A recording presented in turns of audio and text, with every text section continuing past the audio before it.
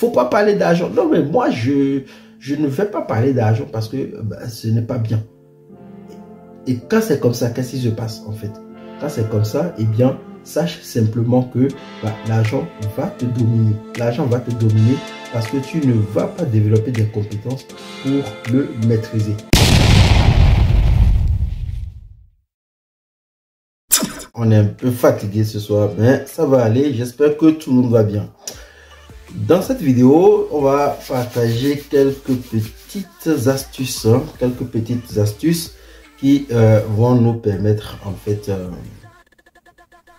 d'améliorer le quotidien financier. Donc, j'ai mis en fait quelques astuces qui sont très intéressantes quand on est pauvre, okay? Quand on vient dans le monde sans argent. Il y a quelques petites choses qu'on ne doit pas faire, quelques petites erreurs en fait que nous devons éviter de faire.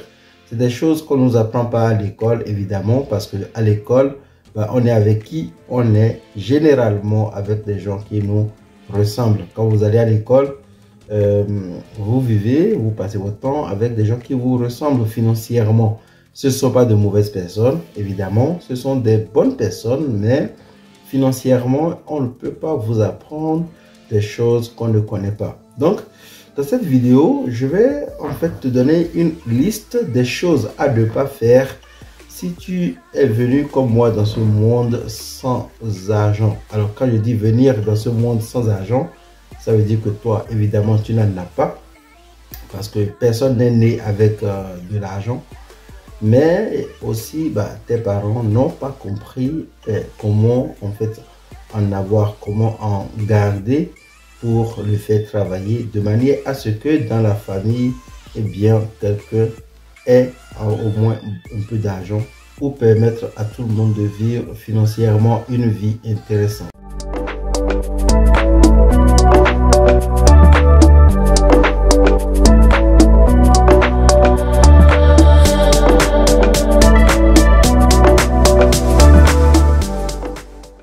Alors, avant de commencer, n'oublie pas de t'abonner, de liker cette vidéo et de la partager si tu l'aimes.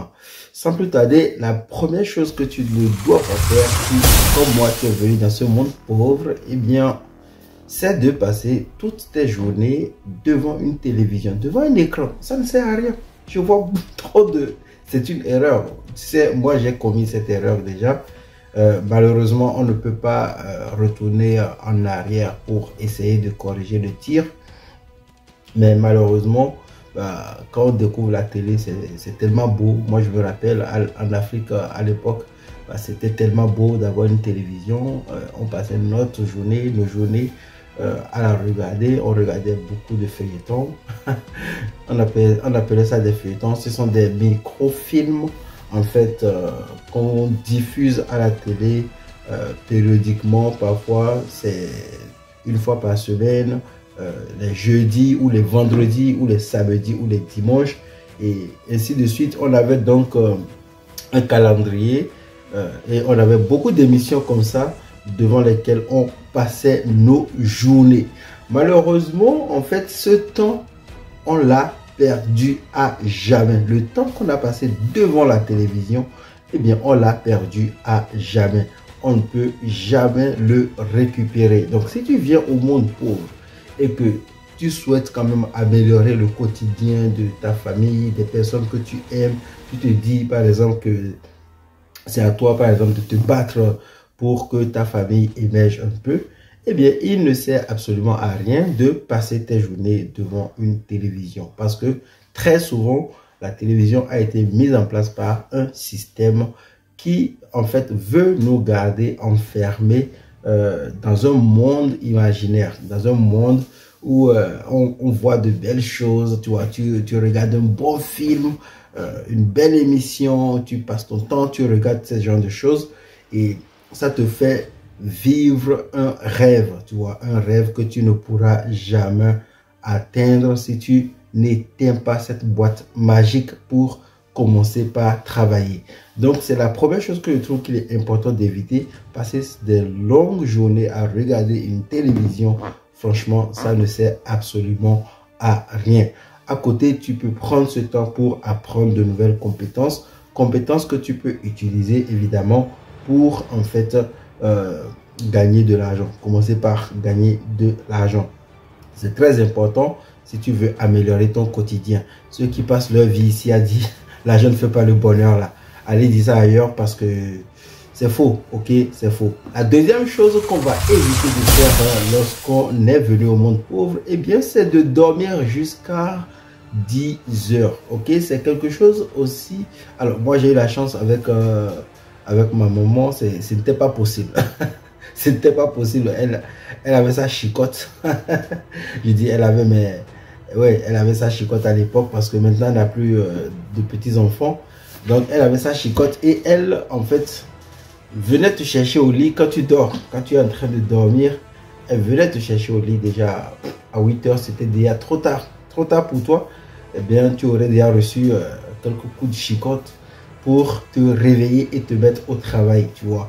Donc, quand tu viens dans ce monde pauvre, franchement, je sais pas, dormir jusqu'à 10 heures, pour moi, c'est impossible. Même aujourd'hui, j'ai cette habitude, c'est pas possible de rester au lit jusqu'à 10 heures. Je ne dis pas que c'est mauvais. Si tu kiffes, si c'est ton kiff, ben vas-y, fonce. C'est ok. Si c'est ton kiff, vas-y, fonce. Mais je t'avertis, c'est juste que beaucoup de personnes, si tu cherches bien, hein, si tu lis beaucoup de livres, tu suis des documentaires sur des personnes à succès, tu verras en fait que généralement, ce sont des gens qui se lèvent très très tôt.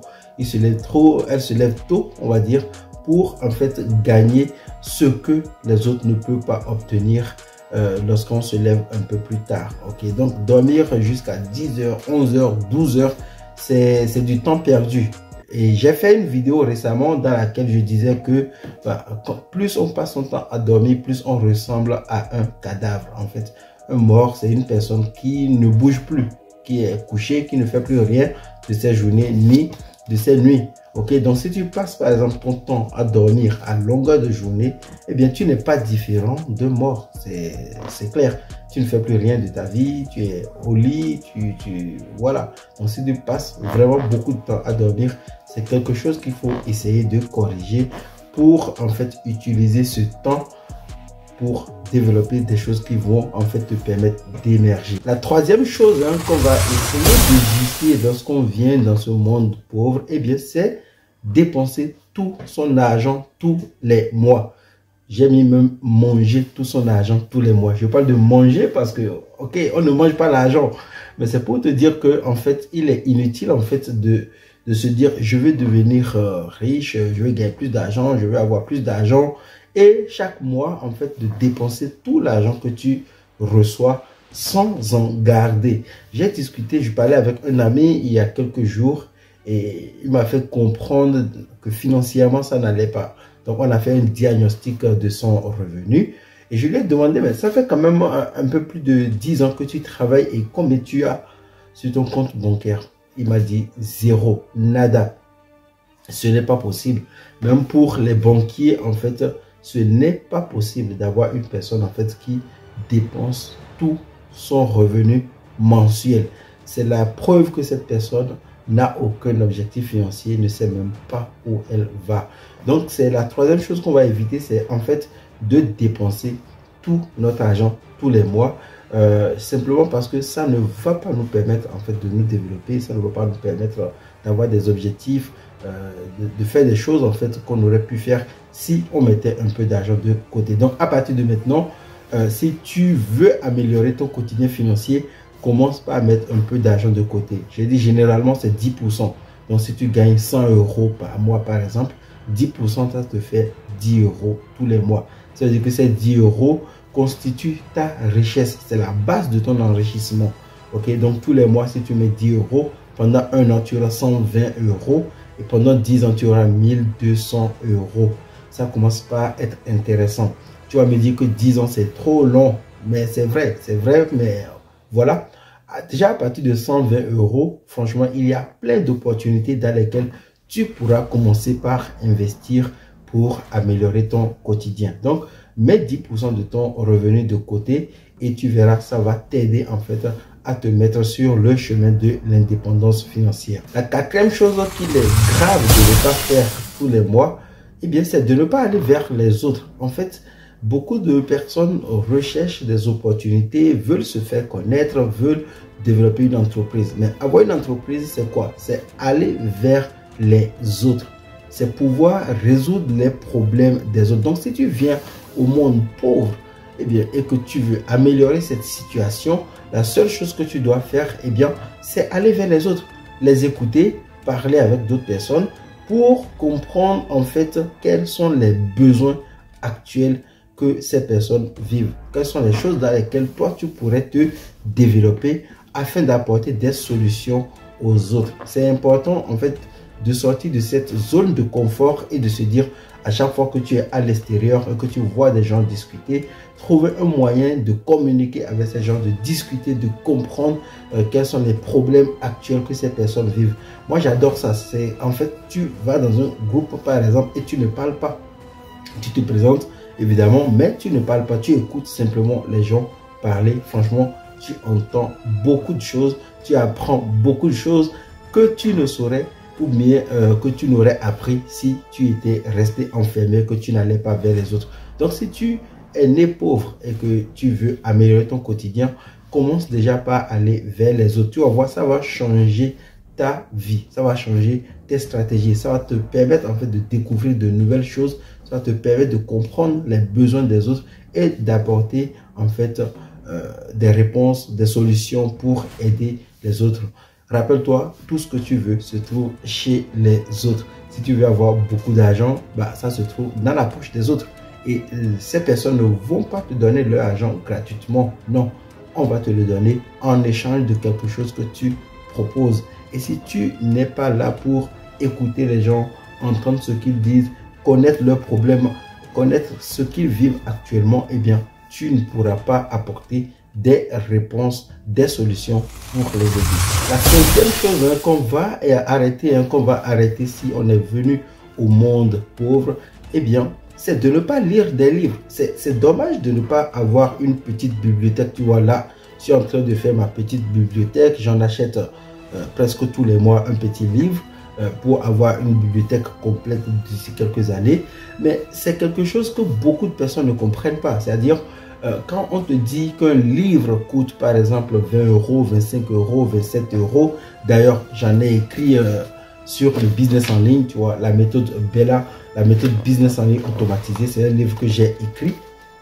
Eh bien, c'est un livre que j'ai écrit après 7 ans dans les business sur Internet. Donc, quand quelqu'un va lire un livre comme celui-là, ou un livre comme celui-là, il y a plein de livres, hein, donc comme la semaine de 4 heures, quand tu vas lire ce livre, qu'est-ce que tu obtiens concrètement?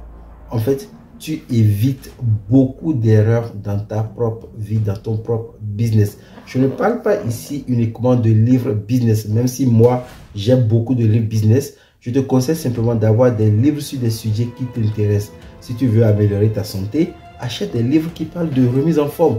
Si tu veux avoir un mental fort et solide, achète des livres de développement personnel. Si tu veux apprendre même à jouer au football, aujourd'hui tu peux trouver des livres qui vont t'expliquer en fait comment améliorer tes capacités, tes compétences footballistiques. C'est pour te dire que tout ce que tu veux faire aujourd'hui, quelqu'un d'autre l'a déjà fait et a obtenu des résultats. Quelqu'un d'autre a déjà vécu des difficultés que tu vis aujourd'hui et a obtenu des résultats. Et il y a 1000 ans sur Terre, donc 1000 ans passés, avant que toi tu ne viennes au monde, il y a des gens qui ont déjà vécu des choses horribles auxquelles ils ont trouvé des résultats. Donc c'est pour te dire que en fait ces personnes qui ont vécu avant toi et qui ont obtenu des résultats ont pris le temps d'écrire des livres. Récemment je lisais, j'étais en train de lire un livre, alors malheureusement je ne l'ai pas ici, un livre sur Marc Aurèle. Je vais vous faire des vidéos d'ailleurs sur Marc Aurèle, l'empereur romain. J'ai découvert en fait que cette personne stoïque était tellement inspirante. On a tellement de choses à apprendre de cette personne. On a tellement de choses à maîtriser qui vont nous permettre à nous de nous maîtriser et de nous développer. Mais c'est quelque chose que je n'aurais jamais su s'il n'y a pas eu des livres sur Marc Aurèle. Tu vois, c'est pareil. Les livres sur l'indépendance financière aujourd'hui, il y en a des tonnes et des tonnes sur Internet. Tu peux en acheter et lire. Tu peux trouver même des audios sur YouTube, des audios de ces livres, des résumés de ces livres sont faits tous les jours sur les réseaux sociaux. Donc, au lieu, par exemple, de regarder des contenus, de la comédie, alors, parfois, on peut avoir envie de lâcher prise et en regardant ce genre de contenu. Ce n'est pas mal, mais au lieu de passer de longues heures à regarder ce genre de contenu, il faut se développer régulièrement en lisant des livres. Donc, si tu veux lire des livres sur comment créer, développer un business en ligne, je t'invite à lire la méthode Bella, la méthode business en ligne automatisée que tu trouveras sur le site aurevoirpatron.com et également sur Amazon si tu achètes généralement tes produits sur Amazon. Aujourd'hui, on est en train de mettre en place des systèmes pour livrer rapidement ces livres dans plusieurs pays, même en Afrique, au Bénin, en Côte d'Ivoire, au Cameroun. Donc, ce sera bientôt disponible dans tous ces pays et je t'invite à lire le maximum de livres. Tu dois avoir une bibliothèque. Si tu achètes un livre par mois, ça te fait 12 livres à la fin de l'année. Et si tu lis ces 12 livres, tu verras, ça change de vie. Moi, ça a complètement bouleversé ma vie, le fait de lire simplement des livres. La sixième chose qu'on doit absolument améliorer ou arrêter de faire lorsqu'on vient dans ce monde pauvre, eh bien, c'est de ne pas parler d'argent. Tu sais, on vit aujourd'hui dans une civilisation et quand tu parles d'argent, on te prend pour un fou.